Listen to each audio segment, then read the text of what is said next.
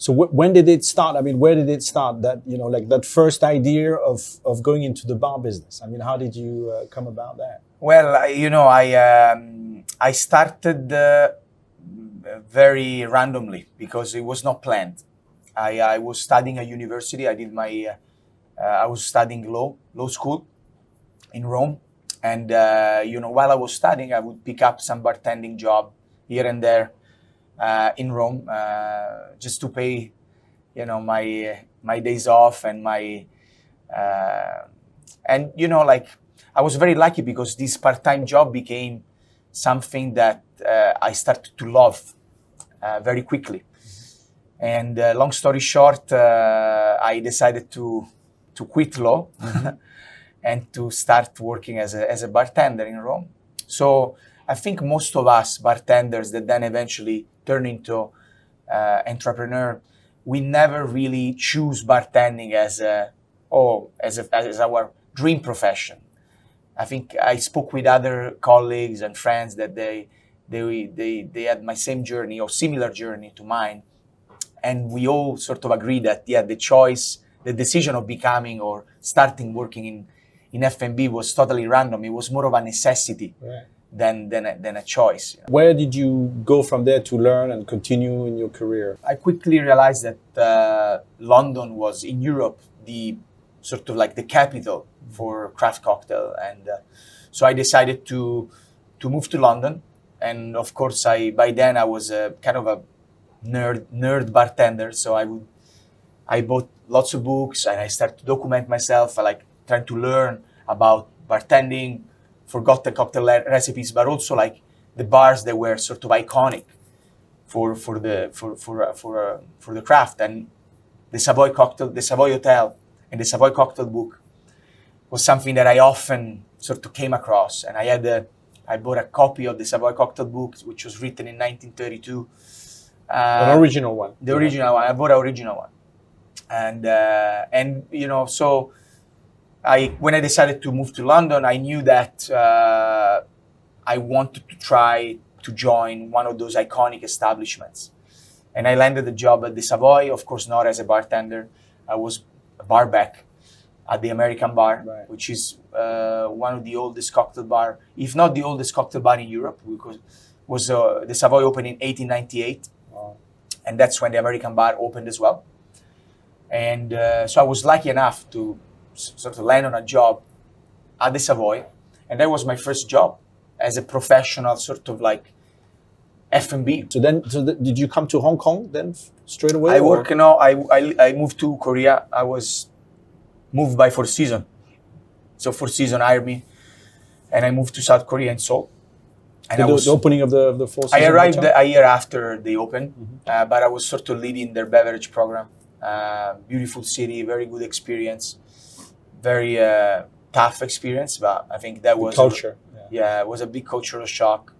But that was already when I was already I wouldn't say I was a seasoned bartender, because I spent already 5-6 years working, and that was my first role, although in charge and sort of like really responsible for a group of work. So then you went there like for 2 years. Yeah, and then you moved to Hong Kong. And that's opening that new concept. I mean, that was like created with you in that, right? The new concept of the Four Seasons. Yeah, Four Seasons was looking for this renovation. Yeah, right. Four Seasons Hong Kong was looking to renovate their outlets, the F&B outlets. In the specific, there was the Blue Bar. Right. There was such an iconic outlet for the Four Seasons. I remember there was this legend, this aura. Oh, the Blue Bar at the Four Seasons Hong Kong is the biggest revenue generator for Four Seasons globally per square meters in terms of bar. So they decided to renovate it, and sort of like they gave me the task of create new concept and open this new bar that eventually became Argo. So I joined in 2019, and I spent 2 years and a half at the Four Seasons since 2022. Right. And that's in January 2022 I left. So then you decided, I mean, all in that quick time, right? I'm gonna start my Bar Leone. And so how did it come about? I mean, well, like I think with Justin, we knew each other. My business partner, Justin and Brian are my business partner, and we were just fantasizing with this idea of opening a bar. and then eventually was during COVID, so I think everybody was sort of thinking what to do, Right. how what our future will bring, and eventually this was just a fantasy. But then we started to talk more seriously, and we started to think about a concept and what really sort of excites us about F&B, what we think we think is important in the bar experience. And yeah, maybe at the beginning it might be just a suggestion or like a fantasy, but then You literally did we it. decided to do it, and then just quit my job. Yeah. So you Bar Leone itself, right? What do you want the guests to experience when they come in? What was the concept that you saw and you felt? The concept was create a living room-like atmosphere, a place where people bump into each other's friends, a place where people would come back through the course of the week for a glass of wine, for a cocktail. A very simple place, but also a place with lots of quality. And I think we played a lot with this contrast of this dichotomy of simplicity versus quality and curation. And I think this was our sort of like marque de fabrique, as you said. Right. But I think also this was our point of success. The fact that people were very impressed by how simple things can actually be beautiful, right, and can actually be done still with quality. This was really our goal. What do you want, like when people come to Bar Leone, right? They leave. What do you want them to kind of say, or what is? I wanted to say that they will come back. Right. They want to come back again. That's right? the best compliment. Right. I will come back. Right. I think that's the best compliment, because I think a returning customer is the vital lymph Right. of any business. So I think the moment that a guest leaves the door and say, you know what, I'll see you again, I'll be back, that's the best compliment that we can receive. Because we're in the return business, right? So it's not the one-off. And there's so many of these. At the time, the last 10 years, whatever, some of these bars that had a queue for a while, but then it dies off, because I guess when you come in, the experience is not. Yeah, I think, as you said, it's not just one-time transactions. I think we have to build a strong fan base. We need to build a strong returning customer base. And you do that only if people not just like the experience, but they feel somehow a connections to the place. And I think with Leone, that's what happened. People developed more than just a sort of like affection towards our product or what we sell. I think people developed a emotional connection with the place and with the brand. Right. And they are okay to suddenly wear our merch. Right.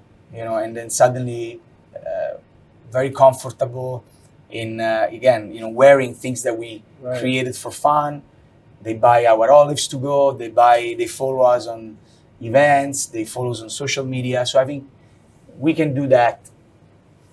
We are able to witness that only if there is some sort of emotional connection with the brand. When you talk a lot about hard work, commitment, consistency, it seems to be your kind of marque de fabrique, like who you are.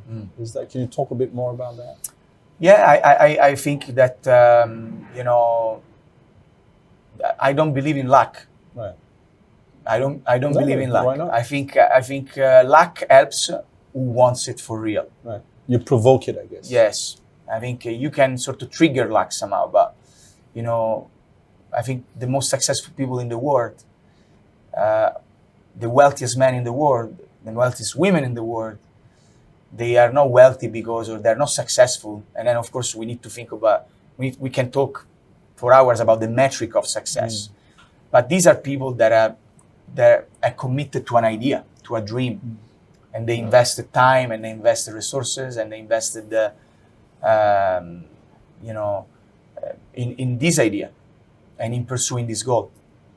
And I think, and success doesn't mean necessarily wealth, or success could be very subjective, right? Right. But I believe that at least the people that I took as an inspiration, they are people that they are entrepreneurs that had an idea and they try to pursue it. And you can only do it with consistency, with patience, with planning, and never giving up.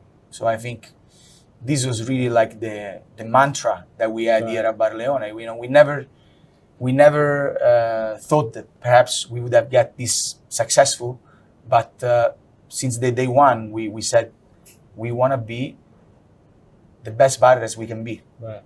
And in my mind, I said, we want to be the best bar in the world. And it doesn't necessarily be, I'm not talking about the 50 best. Right. I'm just talking about we want to be the best bar in the world as much as we can. And ranking and awards, they are just a consequence of the work that you put on a daily basis. But I think you need to set the highest goal. Now you wanted to be the best bar in the world when you started with Justin, or yourself, you had in your mind at least, and then it happened. I mean, officially you are, top 50 best bar in the world, not only Asia Pacific, but in the world. Now, when that happened, what went through your mind? Yeah, it was, it sounds very cliche. We were all very happy. Right. But I think also we were very happy because for many reasons, but at the same time, for me, I don't celebrate much. I love, and I think celebration is very important.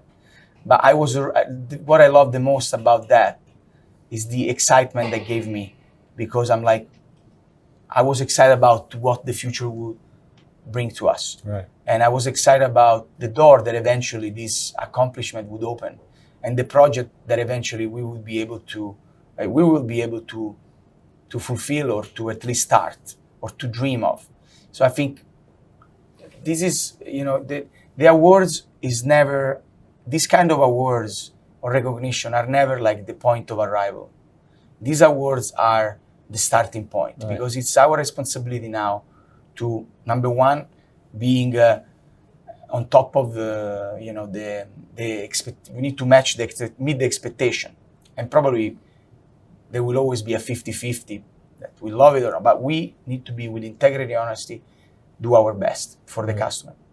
So now we got Bar Leone in Shanghai. Can you explain a little bit about how different or location, the cultures there? Bar Leone Shanghai is an extension of Bar Leone Hong Kong, so we decided to move to Shanghai because we love the city.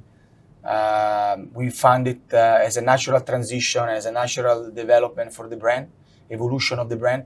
It's a city that has an amazing F&B scene. We have lots of friends working there, and we find it sort of like an easy decision to make. We met a great business partner as well that allowed us to really set up the brand as we wanted and staying true to the brand. As an evolution, it means that, of course, it's a bigger space. But then the location is beautiful. It's in Fuxin Road. Right, Fuxin Road. But then, the values, the core values are the same. Right. So we are not changing anything. We're just plug the Leone brand in a different place, giving some small adjustment. But 90% is basically Bar Leone Hong Kong. I think one of the things that I love about you also is your skill. And skill, I love to say, skill comes of doing. And, one of the things is I find a lot of, in hotels oftentimes, a lack of skill. And that's where you really separate yourself. And how do you inculcate that to, someone who wants to be successful in your world, but in any world, in F&B or in a hotel business or any kind of job, how do you encourage that to get better at skilling yourself up? We live in a very competitive world, so it's important to be always well informed. Right. And if you decide to work in the world of bar, if you decide to be a chef, okay, that's your field. You need to make sure to know as much as possible about that field. You need to start to become an expert of your field. Right. The more tools you get, and the more powerful you'll be in the future. So it's almost like having a belt with bullets, right? Right. The stronger you build your platform, the more you learn, the more you're skill curious, you have, the more more things you could think to fix things or do things, right? Exactly. Right. So I think it's really that. It's like you need to be skillful, you need to be curious, You need to be willing to constantly develop new skill set. And even for me now, I am like, I need to learn how to use better technology. Right. I want to learn how to use better editing skills, because I love editing making. things. I love it. So, but it's not necessarily my job, but it could become something. It's another bullet. Right. It's another bullet that I have. So I think, again, we're living in a competitive world. I wanted to ask you more about, kind of personal question about, who are you? Do you have mentors or people do you look up to in your world or other worlds? Yeah, there are many people that sort of like I looked up to, and it would be unfair to mention one, but I think through my career, when I was a barback, I had people that inspired me. When I started to work in hotel with Four Seasons, I had others people that I was working closely with that inspired me, and even now, as a sort of like shifting my sort of persona from bartending to more of an entrepreneur role, I think there are people that I look up to. It's important to have these references, but then it's also important to make sure it's important to develop your own, personality and your own identity in whatever stage of your professional life you are. So I think mentors are important, but at the same time, I believe that in the end, it will be on me to develop my own identity and my way, my own personality in the professional field. So I love the you did collaborations that were so cool with the Shake Shack, but like so many other ones too that are just so different. 7-Eleven or something. It was so cool. I was like, wow. Yeah, it's important for us to connect with brands and people that are not necessarily doing what we do. Right. It really helps seeing things from a different perspective, but also it helps adding layers to our brand. And we always said that we're not a cocktail bar. Right. We want to be a recognizable brand. And to do so, I think we can't just stick to making cocktails or to the cocktail world. We need to branch out and explore other fields and other areas.